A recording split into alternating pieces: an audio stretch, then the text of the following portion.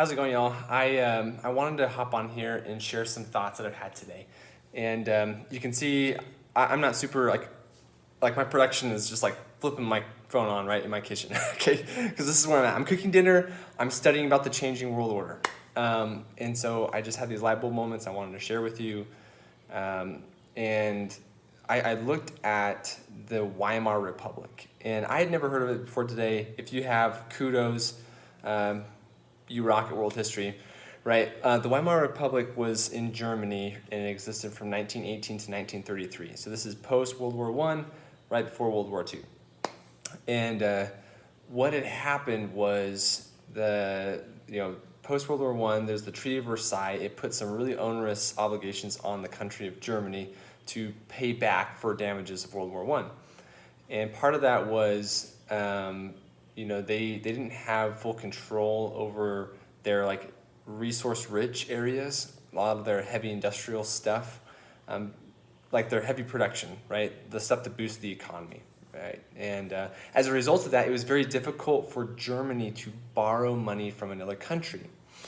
And if you're wondering, why would a country need to borrow from another country? First of all, it's common. Countries do this, right? You hold debt or you exchange debt or you borrow money in another currency, and it's a common thing, right? The U.S. we've borrowed money from other people, we've also lent other people, right? And so in this period of time, Germany had borrowed money from the U.S., and so they were in debt to us as well as other countries.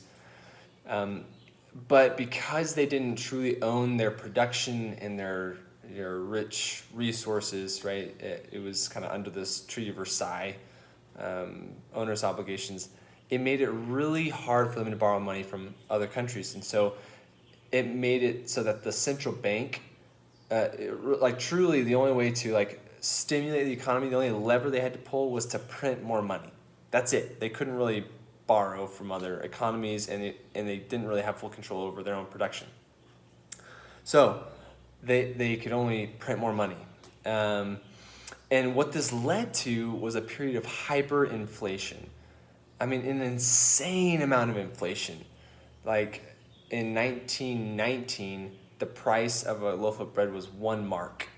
And in 1923, so right, just 4 years later, the price of a loaf of bread was, I can't remember the number, but it was like over 1 million marks, right? It's just like, and it's like, I'm not an economist, right? So please just take this with a grain of salt. Like, I'm probably making errors as I speak because I just turn this on to convey what I'm learning. But I like to think of it in terms of things that I know, right? And so I'm an American citizen, and so if I think of if I just think of that to dollars, right? Let's just say a loaf of bread costs $1.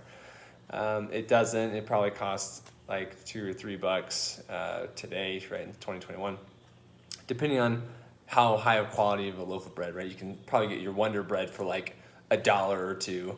But if you want your Ezekiel bread, it's going to be like $8, right? But let's just say, for argument's sake, that a loaf of bread here is $1, right? That's saying in 4 years from now, 1 loaf of bread will cost $1 million, right?